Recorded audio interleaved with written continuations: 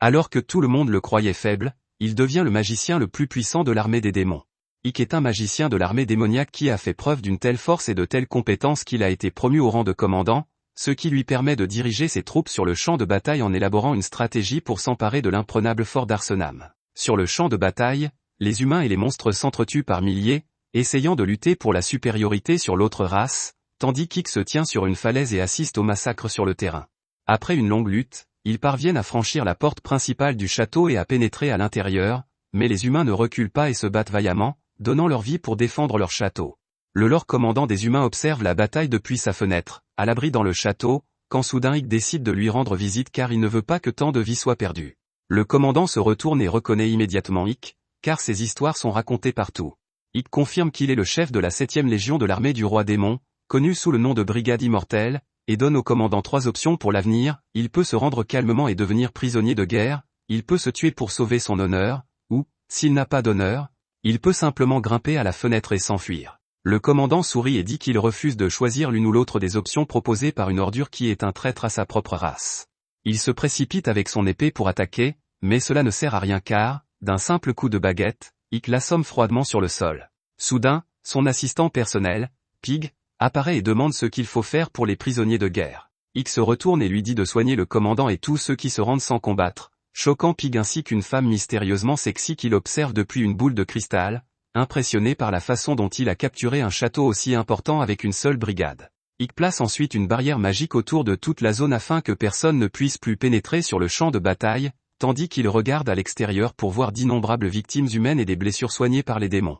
Il se sent mal de voir ces atrocités se dérouler et n'a jamais aimé la guerre, mais il n'a pas d'autre choix que de se battre sans relâche puisqu'il n'est pas un démon, mais un humain portant un masque de démon. Il s'avère qu'il a été abandonné à la naissance, mais qu'un magicien démoniaque nommé Romberg l'a recueilli sur un coup de tête. Romberg était un magicien et un professeur extraordinaire qui parlait toujours d'un temps où les humains et les démons pourraient vivre ensemble. Romberg enseigna à Ikk tout ce qu'il savait sur la magie, et avant sa mort, il appela Ikk dans sa chambre, lui disant de toujours garder le masque et la robe, car si le roi des démons savait qu'il n'était pas un démon, il serait torturé et tué immédiatement. Ikk s'assoit sur une chaise pour se détendre, créant un champ magique autour de la pièce pour que personne ne puisse entrer sans sa permission, mais il remarque soudain une servante tremblante sous la table qui commence immédiatement à s'excuser et à pleurer, affirmant qu'elle n'a rien vu. Elle se cogne la tête contre la table et s'assomme.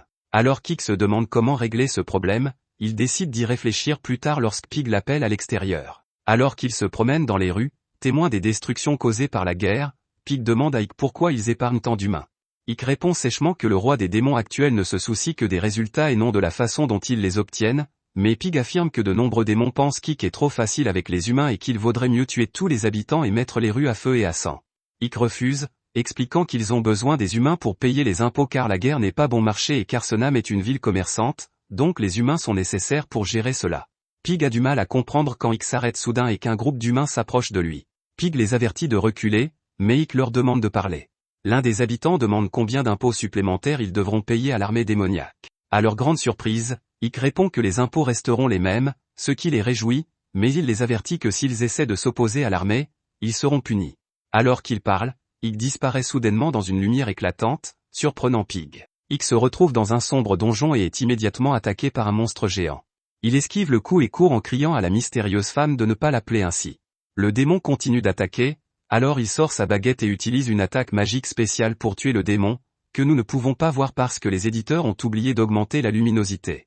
La femme apparaît à côté de lui, affirmant qu'il n'était qu'un enfant qui se cachait derrière Romberg la dernière fois qu'elle l'a vu. Elle remarque que le golem était fort, ce qui indique la montée en puissance d'Ikk. La femme, Séphiro, est la supérieure d'Ikk et le seul démon à connaître son secret. Elle lui dit de ne pas s'inquiéter d'être convoqué brusquement, affirmant que c'est plus amusant ainsi.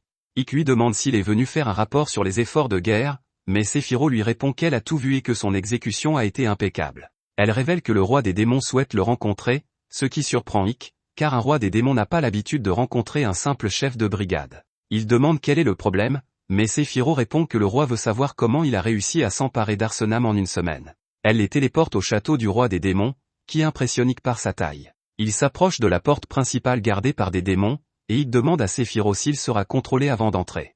Séphiro répond que le roi des démons est la personne la plus importante de leur monde, et que tout le monde est contrôlé.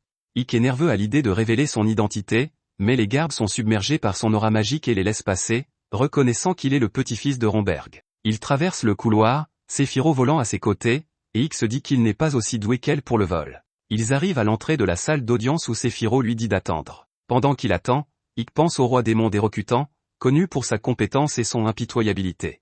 Les humains étaient en train de gagner la guerre jusqu'à ce que Dérocutant change tout en une seule bataille. Dérocutant est impitoyable envers l'incompétence, mais récompense le talent et la compétence, quelle que soit la noblesse. Séphiro revient et appelle Ike à l'intérieur. Il entre, la tête baissée, mais il est choqué de voir une fille sur le trône. Pensant d'abord qu'il s'agit de la fille du roi des démons, il réalise rapidement qu'il s'agit de Dérocutant et s'incline. Dérocutant est impressionné par la rapidité avec laquelle il a capturé Arsenam et s'interroge sur sa réticence à tuer inutilement des humains. Ike affirme que la peur n'engendre pas la loyauté et qu'un chef compétent gagnera le soutien des humains. Intrigué, Dérocutant se téléporte devant Ike et exige de voir son vrai visage avant de partir. Terrifié, Ike soupire de soulagement et apprend qu'il régnera sur Arsenam en guise de récompense. De retour à Arsenam, Ike trouve la servante, Sati, réveillée et s'excusant. Il l'assure de sa sécurité et la nomme sa servante personnelle, en lui promettant de garder son secret. Dans la ville endommagée, Ike se rend compte que les défenses ont besoin d'être réparées d'urgence.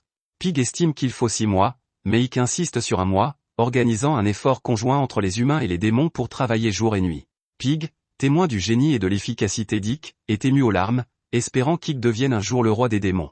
Le temps passe et un jour, Ike apprend que le roi des démons a décidé de le charger d'obtenir des informations sur une alliance probable entre les royaumes humains, car lors de la dernière bataille, les démons ont affronté une armée humaine assez importante, qui ne peut pas être le fait d'un seul royaume.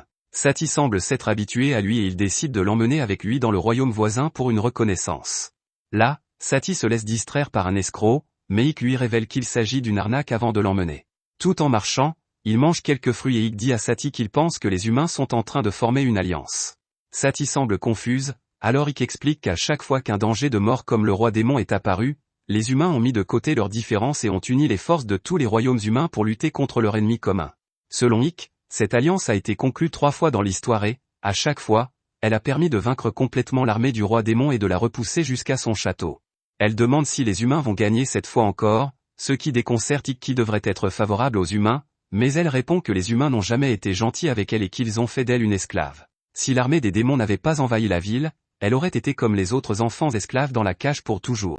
Ike se rend compte de la cruauté de chaque société et rassure Sati en lui disant que le roi des démons actuel est le plus sage et le plus fort depuis plusieurs siècles. Avant qu'ils ne puissent parler davantage, une voix les arrête, et lorsqu'Ike se retourne, il aperçoit le filou à côté d'un gros goinfre qui lui reproche d'avoir révélé ses tours. Ike lui explique qu'il s'agissait d'une escroquerie et non d'un tour, mais l'illusionniste se fâche et lui dit qu'il devra payer pour ce qu'il a fait. Cela énerve Ike, qui regarde autour de lui pour vérifier s'il y a quelqu'un avant de sortir sa baguette magique et d'utiliser la magie de la glace pour geler les pieds de Fatih.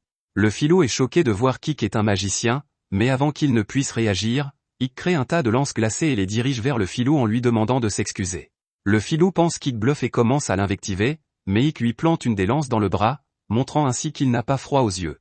Il demande alors au filou s'il a des informations sur ce qui se passe dans ce royaume. Craignant pour sa vie, le filou lui révèle que l'alliance a été conclue entre les royaumes, mais que le royaume de Rosaria prépare une attaque surprise contre les démons pour prendre l'avantage et avoir une chance de se glorifier. Ike trouve cela tout à fait logique et demande à l'illusionniste où ils préparent leur attaque. Pour une raison ou une autre, ce filou minable connaît tous les détails des plans de guerre et lui dit que la ville d'Arsenam sera attaquée parce que ses défenses sont faibles en ce moment. Ike a entendu tout ce qu'il voulait savoir et repart avec Sati dans leur ville pour planifier la défense. Ce soir-là, l'armée de Rosaria envoie un bataillon pour envahir la ville d'Arsenam, mais avant même qu'ils aient pu préparer leurs armes de siège, des squelettes commencent à sortir du sol. Leur chef, Alistair, leur dit de maintenir leur formation car les squelettes sont faibles, mais à leur insu, ils tombent directement dans une embuscade, les flèches commencent à tomber sur eux comme une grêle, tandis qu'une bande d'or sort de la jungle et commence à écraser leur armée. Alistair se rend compte qu'Arsenam était préparé à cette attaque et qu'ils sont tombés dans un piège qui risque de détruire tout le bataillon. Elle appelle immédiatement ses soldats à former une ligne de retraite et à s'assurer que personne n'est laissé derrière. Pendant ce temps, Ike et Pig observent la scène depuis les murs. En tant que seigneur, Pig fait l'éloge d'Ike, car sans lui, ils auraient certainement été victimes d'une attaque surprise. Mais avant qu'Ike ne puisse répondre, quelqu'un tire une flèche par derrière, qui touche Ike dans le dos, et il tombe au sol, inconscient. Lorsqu'il reprend connaissance, il se retrouve au lit avec Séphiro, qui affirme avoir été appelé par Pig après qu'Ike a été touché et avoir pu le soigner rapidement, sans quoi il aurait pu mourir. Elle le félicite d'avoir écrasé l'attaque surprise, mais dit à Ike que même cette fois-ci, les pertes humaines ont été minimes. Elle lui dit que le seigneur des démons pourrait avoir des soupçons si cela continue, mais Ikk répond que quoi qu'il arrive, son objectif principal est de faire en sorte que ce monde permette aux humains et aux démons de vivre ensemble, comme Romberg l'avait imaginé. Elle lui dit de prendre soin de lui et disparaît pendant qu'il appelle Pig et lui demande de comprendre ce qui est arrivé au commandant des forces humaines. Pig lui répond que la commandante a été emprisonnée par son officier supérieur qui a prétendu qu'elle était une honte alors qu'elle s'était retirée du champ de bataille. Le lendemain matin, il décide de se rendre à la prison où elle est détenue, car il voulait la rencontrer une fois, mais il finit par se faire suivre par Lily, qui est sa subalterne mais qui est bien trop ennuyeuse pour lui. Il lui dit de se taire ou de s'en aller, mais elle reste à ses côtés tandis qu'ils espionnent les quelques gardes devant la prison. Elle lui demande si elle doit détruire les 2 hommes pour qu'ils puissent entrer, mais Ikk répond qu'il ne veut pas créer une scène pour l'instant. Mais avant qu'il ne puisse l'en empêcher, cet imbécile est allé frapper les gardes, sous prétexte qu'elle ne les avait pas tués comme il le souhaitait. Il pénètre dans la prison, qui s'avère plus grande qu'il ne l'imaginait, et il se rend compte qu'il faudra beaucoup plus de temps pour trouver le commandant. Mais Lily finit par battre l'information d'un des gardes qui lui dit que le commandant se trouve au dernier étage et lui donne même les clés. Alors qu'il se dirige vers les escaliers, d'autres gardes sont alertés et les attaquent, mais Lily remet les clés à Ikk et lui dit d'avancer pendant qu'elle s'occupe d'eux. Ikk avance et se retourne pour voir les gardes se faire démolir, mais il continue d'avancer. Il atteint bientôt le dernier étage et ouvre la cellule, qu'il trouve complètement vide. Il entre à l'intérieur quand soudain la commandante l'attaque par derrière, ce qu'il esquive de justesse. Elle saisit un couteau et recommence à l'attaquer, mais il parvient à se faufiler et à sortir son bâton avant de l'assommer. Il la laisse se relever tandis qu'elle lui demande s'il est venu ici pour se moquer de sa défaite ou s'il veut la tuer, mais Ikk répond qu'il n'a fait que jacasser pour savoir si elle a envoyé un assassin pour infiltrer l'Arsenal et le tuer. La femme semble surprise et lui demande s'il est vraiment un jabé, ce qui prend Ikk au dépourvu. Soudain, ses pensées sont interrompues par le bruit des gardes qui se précipitent au dernier étage, et le commandant profite de sa distraction pour lui mettre un couteau sous la gorge, lui demandant de dire honnêtement s'il est un démon ou un humain. Ikk ne sait pas quoi faire et se demande s'il doit giboyer sa véritable identité ou non. Si vous avez aimé cette vidéo, n'oubliez pas de vous abonner.